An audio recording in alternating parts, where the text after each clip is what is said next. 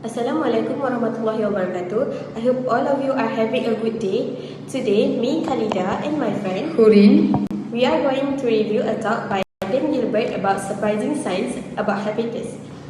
Dan Gilbert is a psychologist. He uses experiments involving lottery winners, paraplegics, and amnesiacs to argue that synthetic happiness, which is the happiness that we create when we are stuck with a choice, is just as real and enduring as natural happiness, which is getting exactly what we wanted.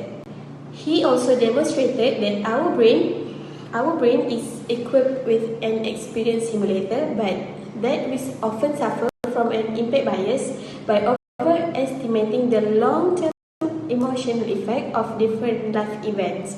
The primary purpose of the talk is to challenge the deeply held cultural belief that synthetic happiness is inferior to natural happiness.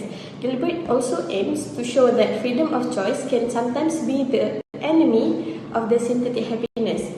By recognizing our innate capacity to manufacture the very commodity we are constantly chasing, we can temper our overblown longings and worries, ultimately leading to a more content and less anxious life. the non-verbal aspect that Gilbert uses in his speech is first body posture. The speaker's body posture and stage movement influence how confident and authentic they appear. A relaxed but upright posture, occasional step or lean can signal comfort and authority. Example from the video is Gilbert stand with an open posture and occasionally leans forward when making a key point. And then this side movement signal that he is emphasizing a punchline that drawing us in. The second non-verbal aspect is hand gesture, which is hand gesture can illustrate point, emphasize ideas, provide visual rhythm, and help the speaker appear dynamic rather than static. Example from the video is Gilbert uses his hand when describing the growth of the brain.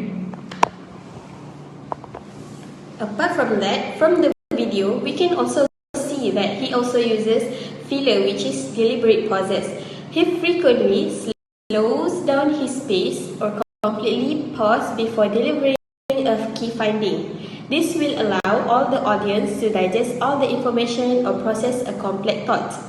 For example, he pauses after presenting the two contrasting futures, which is winning a lottery and paraplegic. This will give the audience some space and time to understand what are he talking about.